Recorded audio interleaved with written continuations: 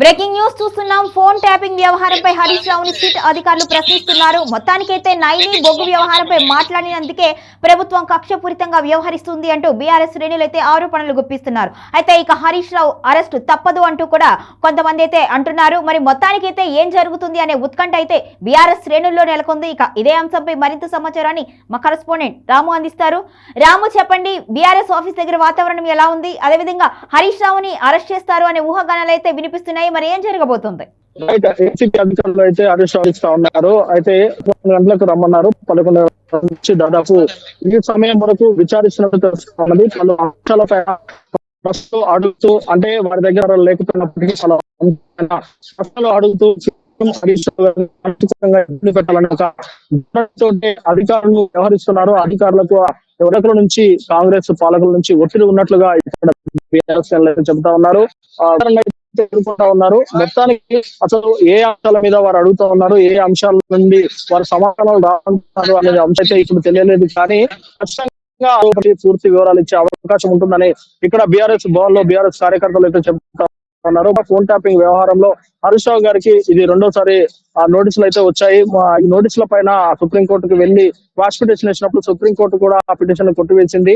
మొత్తానికి సుప్రీంకోర్టు హరీష్ రావు గారి phone tapping వ్యవహారంలో అసలు ఇన్వాల్వ్మెంట్ లేదు అన్నట్లుగా సుప్రీంకోర్టు ప్రకటించినప్పటికీ మరొకసారి ఆయనకు నోటీసులు రావడం అనేది ఇప్పుడు చర్చనీయాంశంగా మారింది. ముఖ్యంగా నైని బొగ్గుల వ్యవహారంలో నైని బొగ్గు టెండర్లకు సంబంధించిన వ్యవహారాన్ని, అలాగే సీఎం రేవంత్ రెడ్డి గారి బావమరిది గురించి హరీష్ రావు గారు ప్రెస్ మీట్ పెట్టి ఆ విషయాన్ని అడ్రస్ చేసినందుకే ఈ కక్షపూరిత ధోరణిలో భాగంగానే ఆయనకు నోటీసులు పంపించారని బీఆర్ఎస్ శ్రేణులు అయితే పెద్ద ఎత్తున ఆరోపణలు చేస్తా ఉన్నారు. మొత్తానికి ఆయన విచారణకు హాజరయ్యారు, చిట్టి ముందు హాజరయ్యారు. అయితే ఏ ప్రశ్నలతో ఆయనను అడుగుతున్నారు, ఏ ప్రశ్నల ద్వారా వ్యవహారంలో ఎలాంటి నిజాలు బయటకు తీసిన వ్యవహారంపై ఇప్పుడు ఆసక్తికరమైన చర్చ అయితే సాగుతా ఉన్నది.